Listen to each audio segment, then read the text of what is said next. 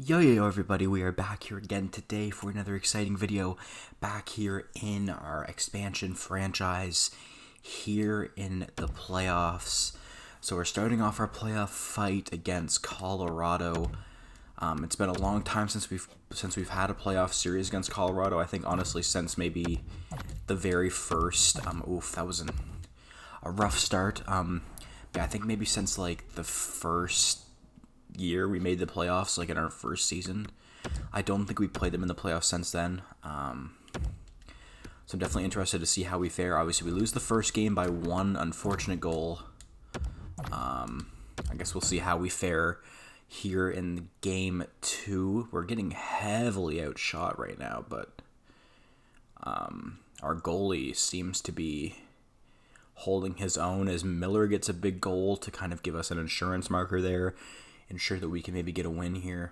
I mean, 36 shots and only scoring one goal is rough. Landeskog gets a big one there, and that should be the end of that game. 4-1, a pretty decisive win here, here at home. So we win one home game and lose one home game, so let's try to either do better than that or replicate that here during Chicago's home game. So it's 1-1 after the second, and Tavares gets a big one there, a big power play goal on Holtby. We are heavily outshooting in this game. I guess something about the home ice advantage is giving some people some struggles. Makar gets a huge goal to tie the game up here.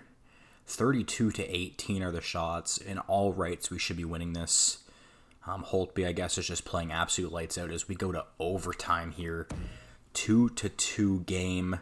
37 shots to 18. Make it 38-18. 39-40 to 18. 42-18 are the shots. And we lose with the shots at 45-20. Burakovsky sneaks a goal through on Samsonov. That is a heartbreaker of a loss there. That one hurts a little bit. I will admit that one definitely hurts a bit. Okay, so no goals after the first. Down by 2, and we lose another game here. Excuse me. We have been in this position before, and we have capitalized on this position, and we have also failed in this position. I guess we will see here today exactly which route we're going to take here. 28-17 are the shots. Colorado's having a very big start to the period, tying it up as Nathan MacKinnon gets a big goal, a big power play goal here against Samsonov. They have just taken control, but Pinelli gets a big power play goal back. MacKinnon ties it up again. MacKinnon does not want this game to... Bratt gets a huge goal right at the end of the third period, and that should be the game-winning goal there by Bratt. That was good. Now we just have to win 2 more here. Not on home ice this time. This is going to be the big one, I think. Bad start. Oof. Okay, we're only down by 1 goal. This is definitely still doable. Do not make this a 1-0 loss. Just somebody stick it in the back of the net. We still got about 10 minutes, half the period to go. Come on. Somebody. Oh. And it's looking like yet again this season, guys, another absolutely heartbreaking exit in the playoffs. Yet again, couldn't even see the end of the first round here as we just get hammered by the Colorado Avalanche here. O'Reilly played lights out here for us in the playoffs. 9 points in 6 games. And then nobody else had even a point per game. Landeskog and Holtz playing decently well. That definitely hurts to see. I definitely expected a little bit more, to be honest, but I guess there's really not much you can do. I guess we'll see who wins the cup this year. Maybe it'll be Colorado. Maybe we'll lose to the Stanley Cup champions yet again, and we don't. Winnipeg, our rivals in Winnipeg, win a cup, and we cannot. Oof. That's honestly even more heartbreaking than the loss itself, is the fact that it was Winnipeg that kind of comes through, and I almost just threw my mic on the floor, that comes through and wins the cup there. Unreal. Kopitar, Voracek, Erik Karlsson, Wheeler, Patches, Carlson, Doughty, Oshie, Letang, Eberle, Bailey, Hornqvist, Yossi, Pietrangelo. Oof.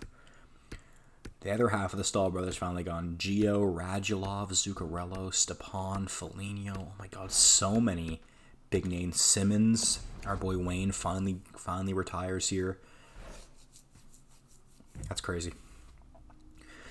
Unfortunately, he doesn't want to. Unfortunately, Wayne the Train does not want to be a coach. We actually lose one of our coaches here.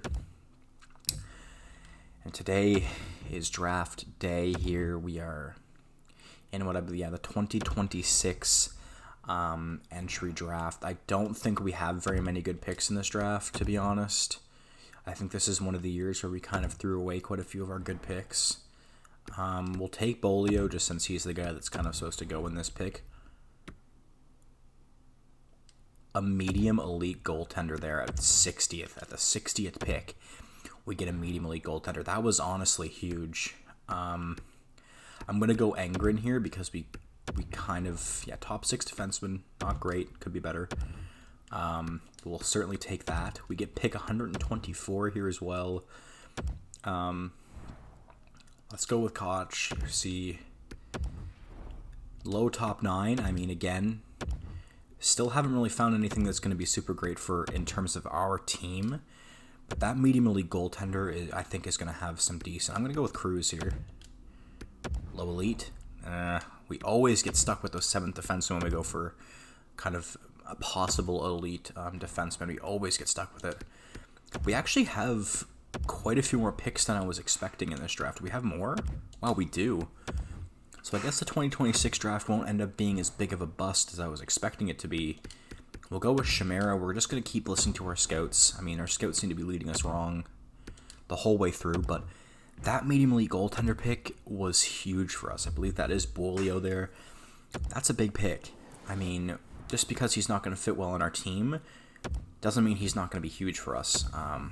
So we'll definitely keep an eye on that. And now it is time to do some re-signing. So we have to re-sign O'Reilly, Sergachev, and Tavares. So we definitely want to re-sign Sergachev. There's no doubt about that. At $10 million, though, do we really want to re-sign Sergachev? We've got quite a few people here that are looking for a deal. Pinelli is the one that I want to ensure that we get. We'll actually definitely give him that. Ekholm as well. $4 million for Ekholm. That seems a little steep. Sergachev, I think I would like to give a deal. And O'Reilly, actually, I think that this year we're going to have to get rid of one of these guys. I think we're going to get rid of Tavares. Let's see who wants more money. Tavares wants a little bit less money, but he's not guaranteed to be elite this year, and I think that means his potential could definitely fall off a little bit more.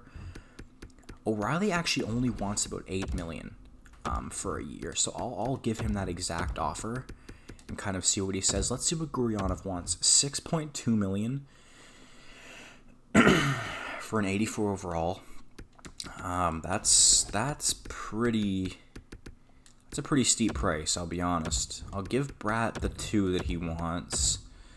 I will happily give Heinen the 1.2 that he wants. I don't know if I'll give Miller that much dough. I guess I'll give Warren that much.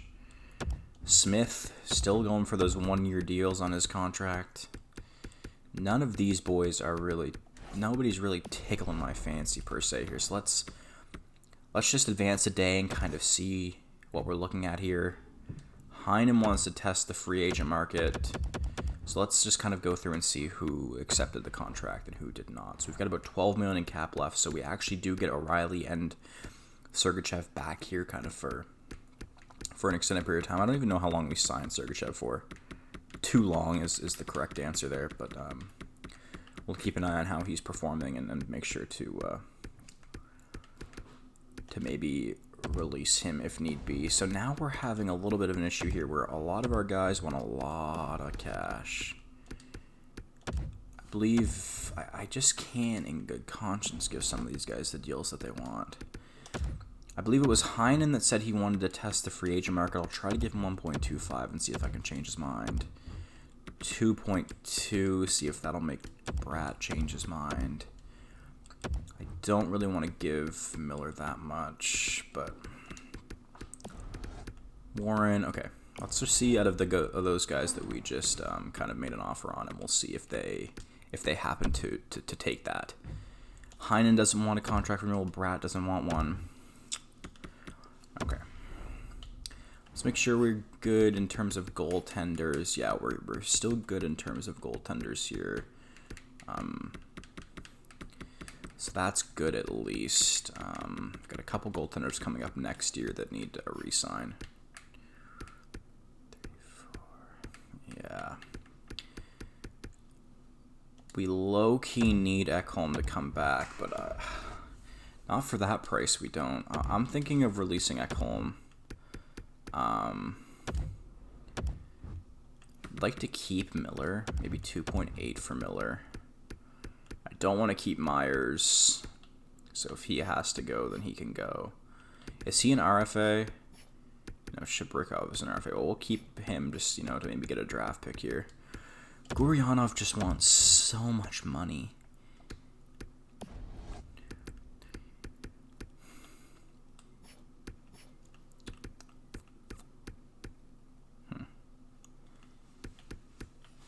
Don't want to keep Guryanov either, not for that price. I'm going to release Guryanov as well. I would like to keep Heinen, though, if I'm being honest. I'm hoping that he'll take an offer from us because he's kind of that one centerman that I would like to keep. Okay, so he does renew, and Miller does not. Okay, so we know that as long as we keep a little bit of cap, we can turn we can probably put our low elite player and our medium elite player into kind of a pot and kind of maybe make a good deal for something that we need in this upcoming year. The more I think about it, the more I don't want Miller. So we've got 1, 2, 3, 4, 4 defensemen, which means we pretty much need 2 defensemen, a winger. Yeah, 2 defensemen and a winger pretty much is kind of what we're looking to get, whether through trades or through free agency. So we're just going to advance a day here, advance a day again. I'm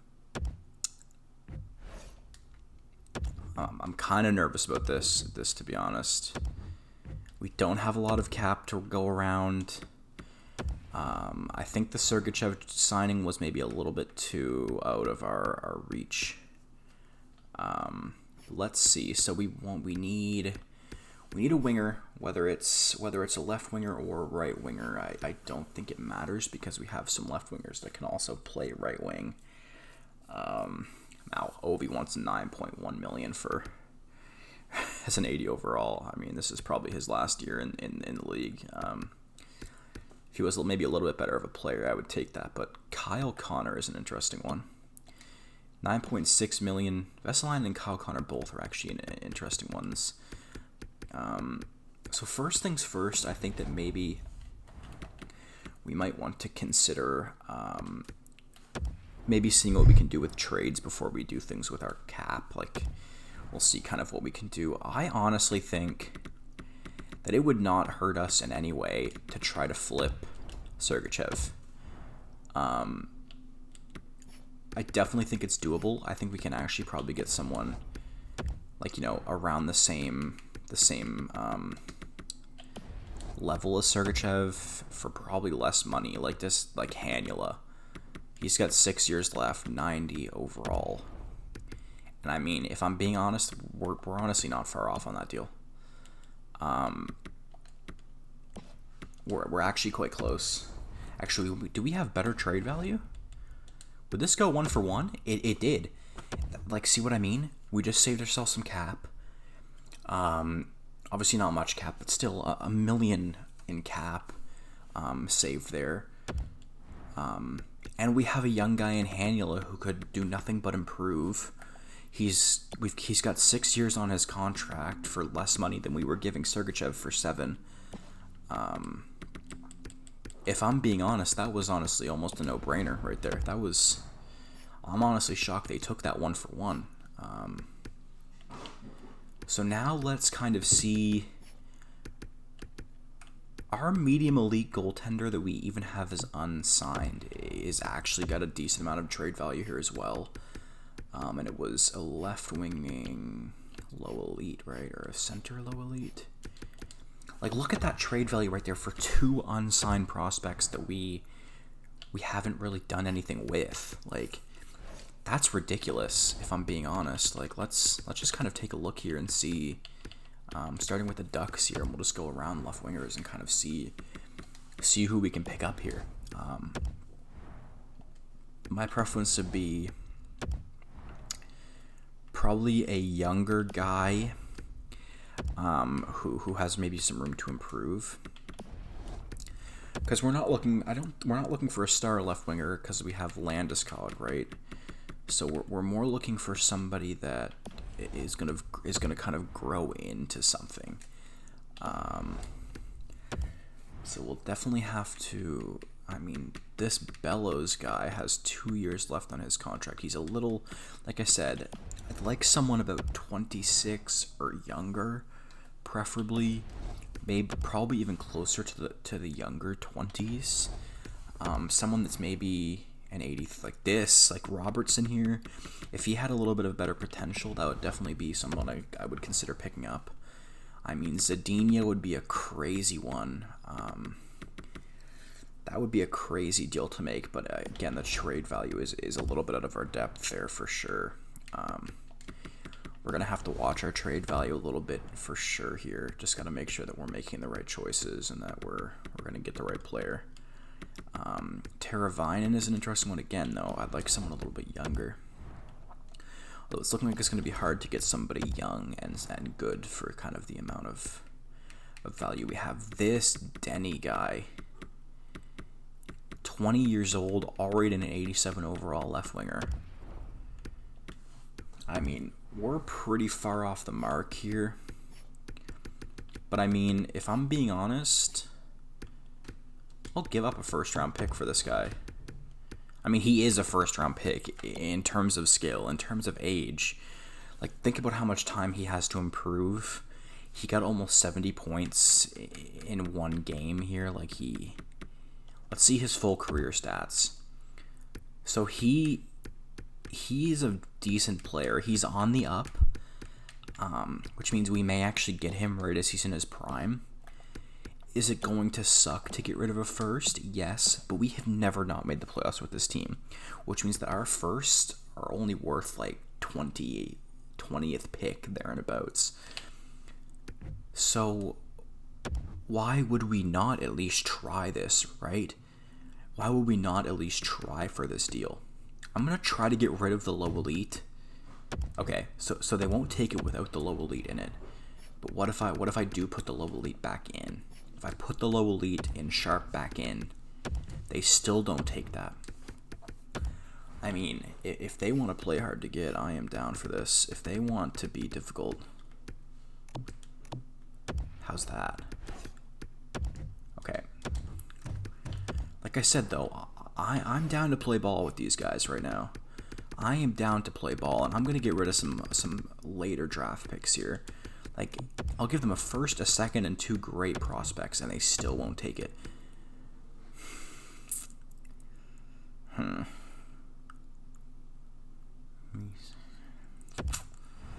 that's a little bit nerve-wracking because, again, I don't want to give them much more than what we're already giving them. I mean, we've given up a lot of our picks here kind of already, and do we go ham? Do we just say screw it and give them 2 first-round picks? Give them one for much later, 2032. Wow, even then they won't take that.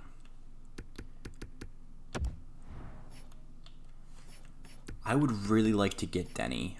I'm not gonna lie. Let's give them somebody that has a little bit less trade value, but somebody that they want. We'll give them Sagan. No, so it has to be kind of a decently valuable player.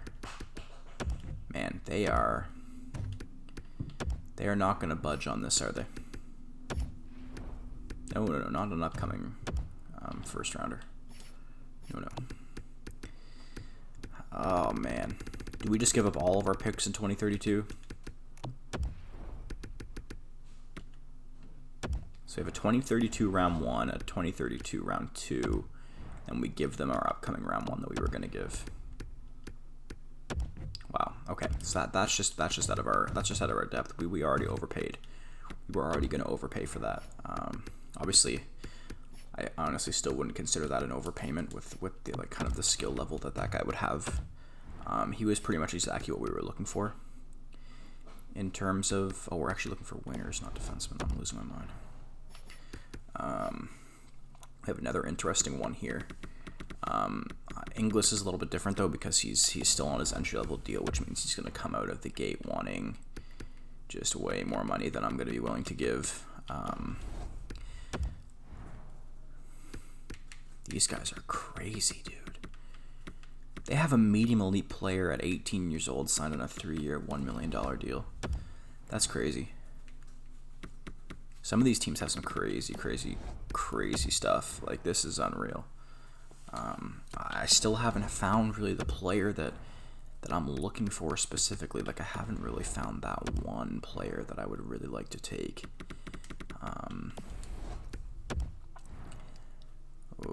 Wisniewski. Again, still on his entry-level deal. I want to try to avoid that. We've already got, probably enough guys on entry-level deals here that... Medium elite, 84, 24. No.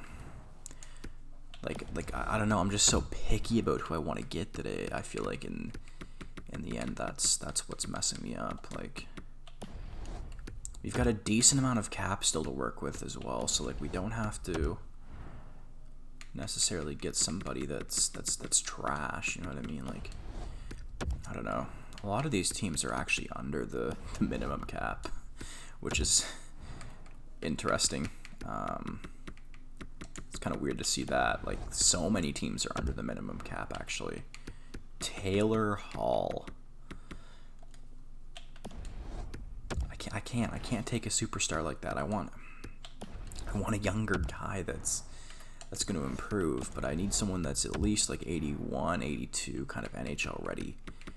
Ratty here, 2 years, 82 overall. That's just as well way just too much out of my depth here. We may be screwed here. We may have to go for an old head and just roll with the punches of that, I guess. Which is unfortunate. I mean, I really don't want to have to do that. Have we gone through all of these already? I feel like I've seen some of these before. I feel like we've gone through these wingers already. We're back at C's, so I feel like we've been through this. This is tough. This is definitely tough. A lot of these teams don't have any good wingers. It's a wonder how some of these teams are even performing well with the depth they have. Zadina would obviously be a good one, but not for 11 million. I mean, at this point, I'm just looking for anything right now. 70 overall, 19 years old, elite player. 80 overall at 17. That's quite a trick. Wow, these guys are. There's just no teams that have. Oh. Okay, that would be so great to have. Okay, let me just throw something to them here. Let me just kind of throw an idea around, see how they take it. What if we just... What about that? Trade rejected. I mean, if we got a medium franchise left winger, that would be intense. Come on. I know you want to do this to me. I know you want to do this for me right now, game. Oh, come on. They have 2 medium franchise left wingers, which to me means there's one of those left wingers that they do not need. So if they could just maybe just pass him on to me, if you could just pass him on to me, please. Oh, dude, I can't say no to this. I need them. Screw it. I'll even hold some of Landeskog's salary. I don't care. I'll hold that much of his salary.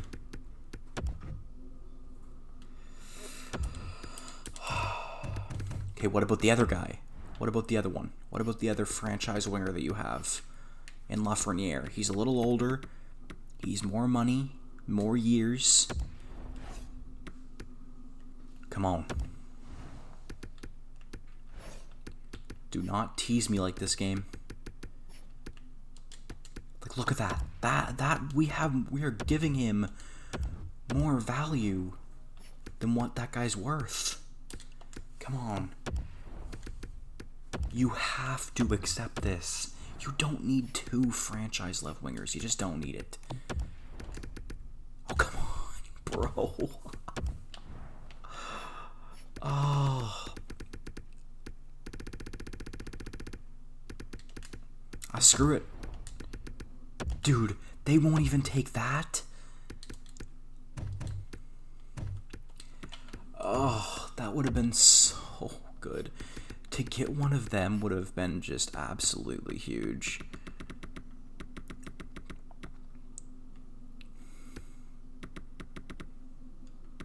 What about McKenna? 2 years left on his entry-level deal. Not for Landeskog, though.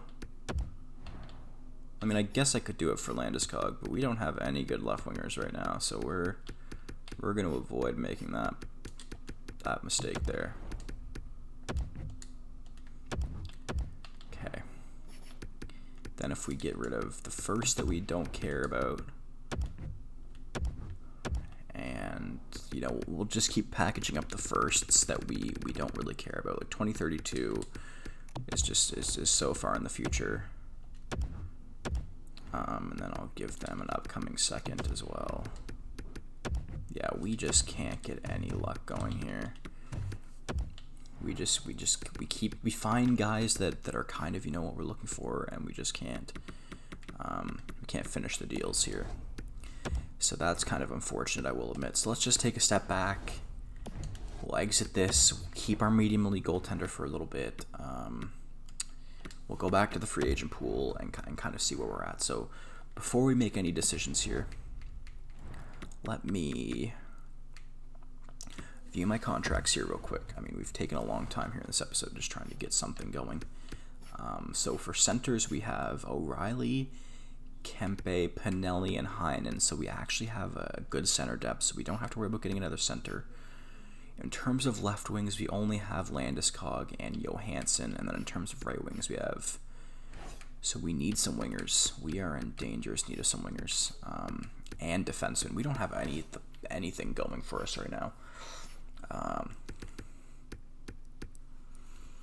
So we literally need 2... We have 12 million to somehow manage to get 2 defensemen, a right winger, and 2 left wingers.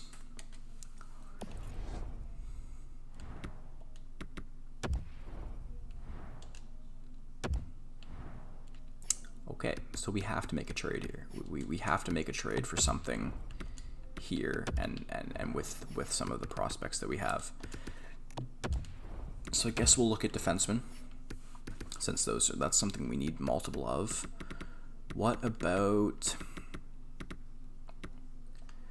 Like, I want, like, again, in terms of defensemen, I don't mind getting some guys that are a little older, as long as they're actually going to have some potential. I thought that said 84, not 64. 81, 82. Like, Carlo's not bad if he wasn't, you know, for that price. Yokiharu would be great, but again, not in the cards right now. Severson wouldn't be bad. We'd only have to worry about holding on to him for a year. Kylington would also not be bad, but not on that contract, I don't think. Nobody really there that we want. I'd like to honestly take 2 defensemen from the same team if possible. Like if we could take both Lindgren and Pivko. I think they'd take that. There's no way. Let's just give them one of the late round firsts that we were planning on, kind of planning on giving up anyway. So they'll take that trade. So at least that's a little bit of defensive depth. Probably not worth the first overall pick there, but I want to get these trades done and through. So now we have defensemen. It's now left wingers that we really need. So let's do we have anything at all that we can kind of work with here in terms of trade value? I'm honestly considering shipping Holtz off now as well. We'll see how he does this year, but I'm definitely a little worried about his performances here recently. Let's just try to package up like all of our prospects. That still gives us very little wiggle room in terms of trade value. Like that's still almost no trade value.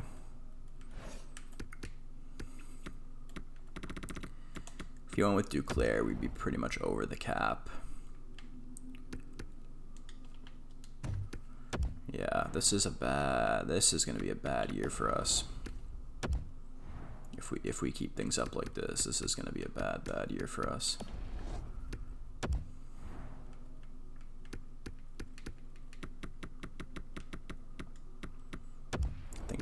I think that'll actually go through. I think we can actually maybe get both of these guys. Ooh, it's close.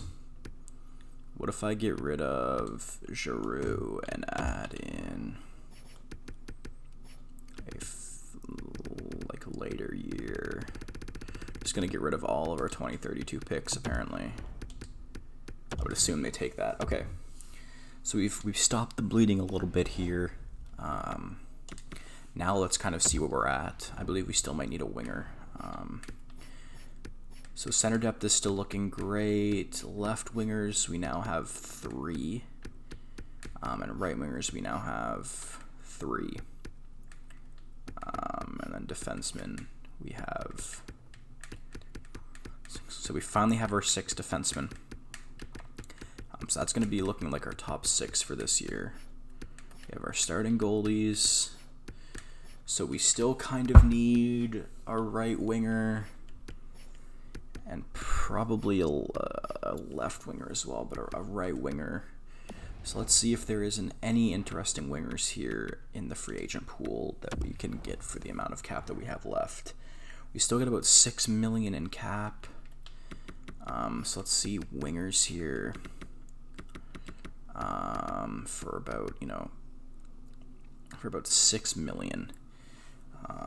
Burakovsky wouldn't be a bad winger to get. And Anders Lee is actually not a bad look. Yeah, I'm honestly thinking maybe Anders Lee here. So let's offer Lee a contract for 4.4, and we'll just see if he takes that. I assume he will. It's more than he was asking for, and he's pretty low down the list, so I can't see, a crazy amount of teams being interested in him.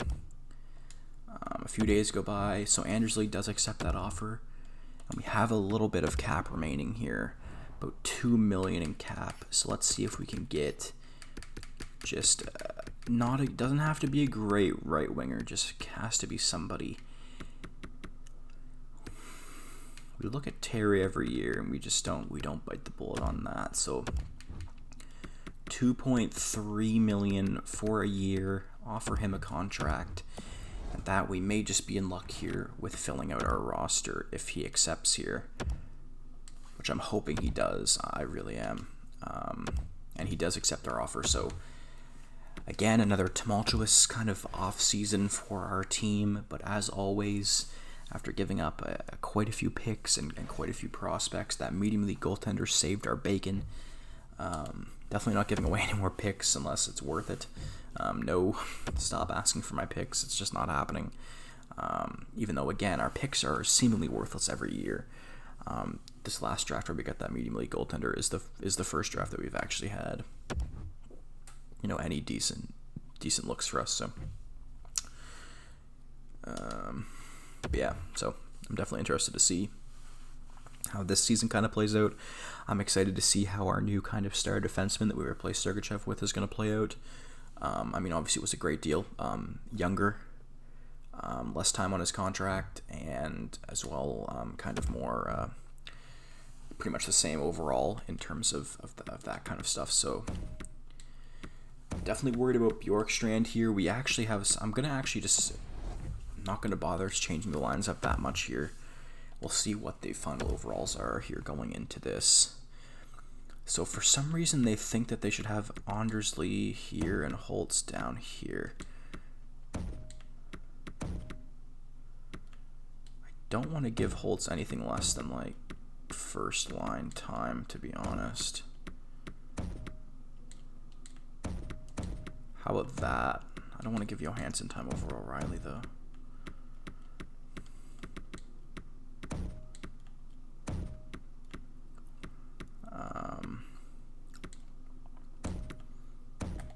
Holt is still listed as a second line. Ooh. See, like it's just things like that screw me over.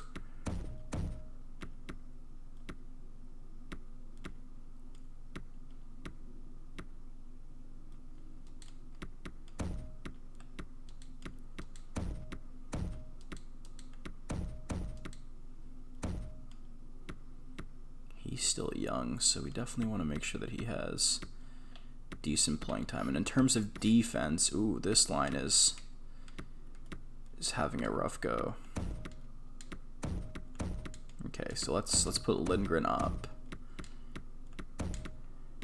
+3 overall for Haniel and Slavin. That's actually pretty good.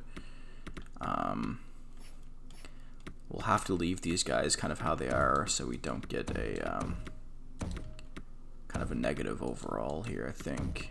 Yeah, so the only way that we don't get a negative overall is by doing it this way.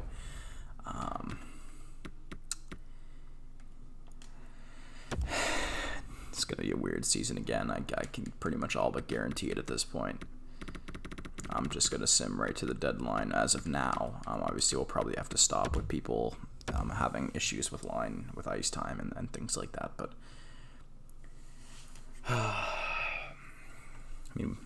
we beat the Jets in the preseason, the past season Stanley Cup winners. They don't give us any trouble here. And as per usual, we have as per usual we have an absolutely stellar kind of off season there.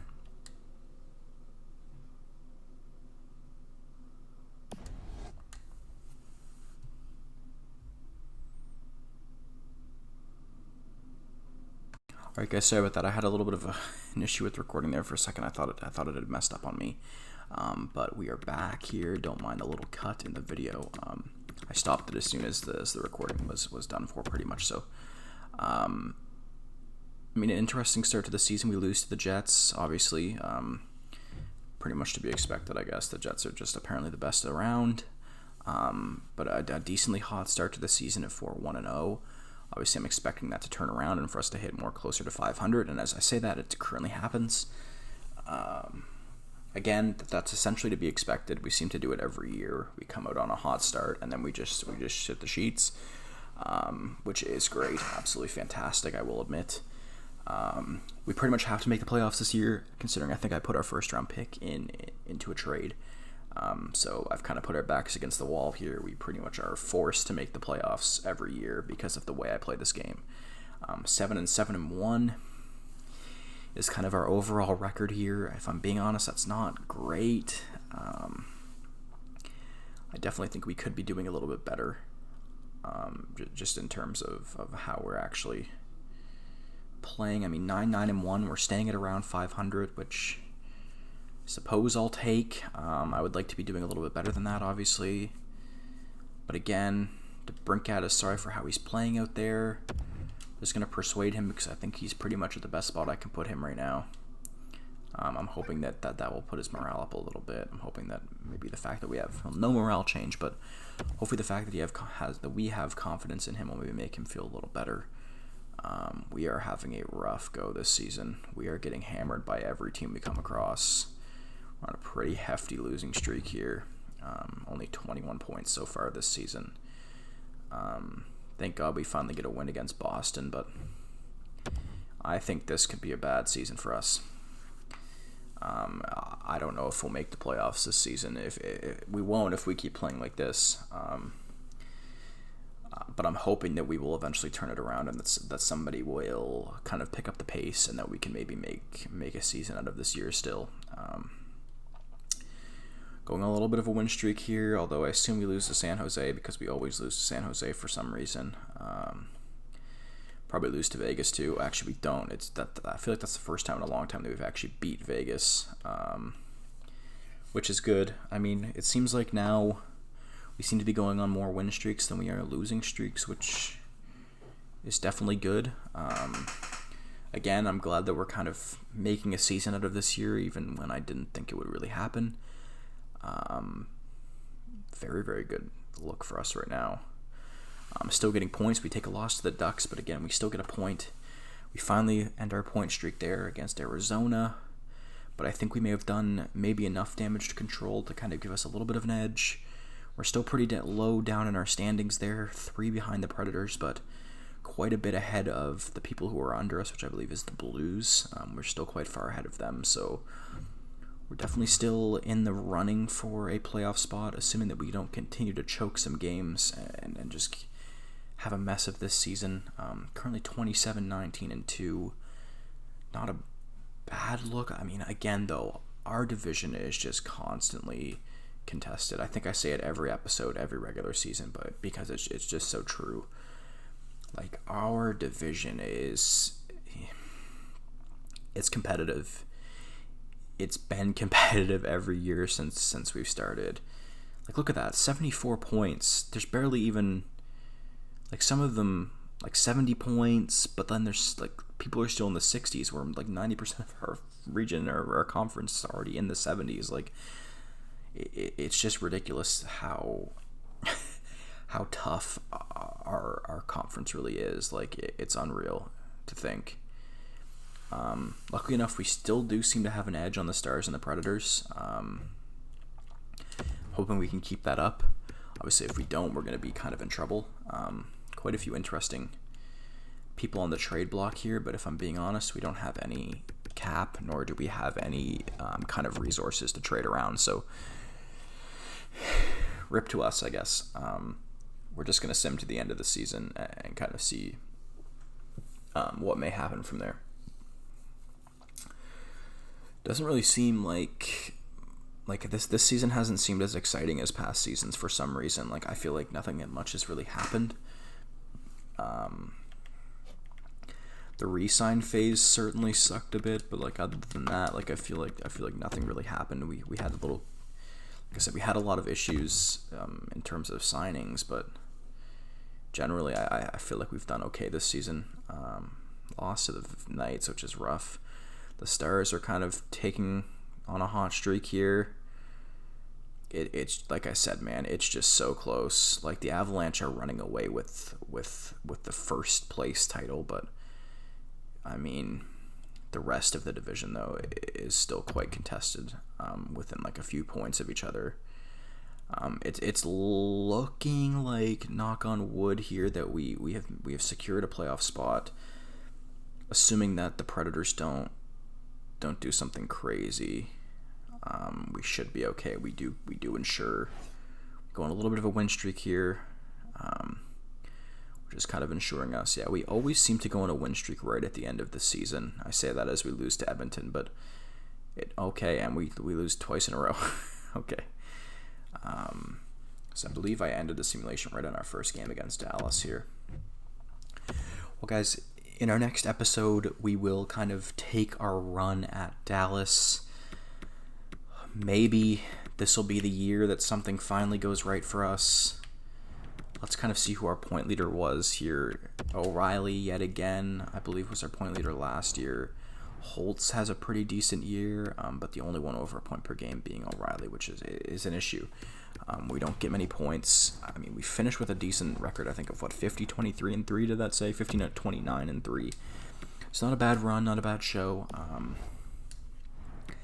I guess in the next episode, we'll just have to see how we perform in the playoffs. So, yeah, guys, as always, I hope you guys enjoyed this episode, and we'll see you in the next one. Peace out, guys.